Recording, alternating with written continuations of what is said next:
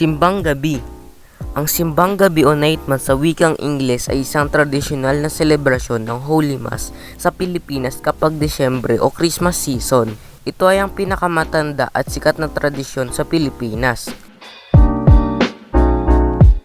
Ito rin ay kilala sa tawag na Misa de Gallo na galing sa salitang Spanish na ang ibig sabihin ay Mass of the Rooster, Misa Aguinaldo na ang ibig sabihin ay mass offerings, sacrifices o gifts.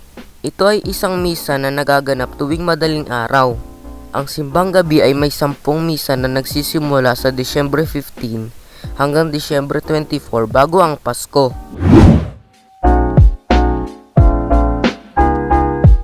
Barong at Saya. Ang barong ay isang tradisyonal na kasuotan na sinusuot ng lalaking Pilipino. Habang ang saya naman ay para sa mga babaeng Pilipina. Adobo. Ang adobo ay galing sa salitang Spanish na adobar na ang ibig sabihin ay marinade, sauce at seasoning.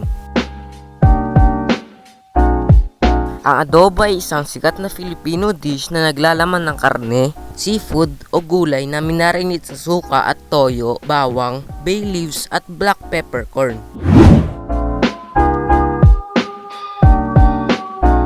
Lechon.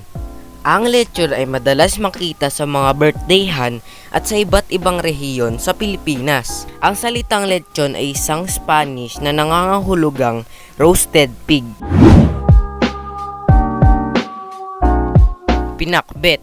Ang pinakbet o madalas tawagin na pakbet o pinakbet ay isang Filipino dish na galing sa mga katutubo sa hilagang mga rehiyon. Ang pinakbet ay gawa sa pinaghalo-halo ng mga gulay na ginisa sa isda o shrimp sauce.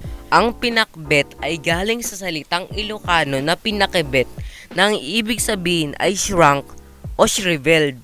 Ang orihinal na Ilocanong pinakbet ay ginagamitan ng bagoong o fermented monamon o ibang isda pang seasoning mix.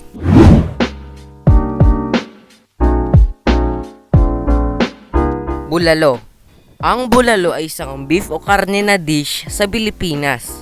Ito ay masabaw na gawa sa beef shanks at bone marrow hanggang ang collagen at fats ay natunaw hanggang sa clear broth. Ito ay native sa mga rehiyon sa Luzon sa timog sa Pilipinas.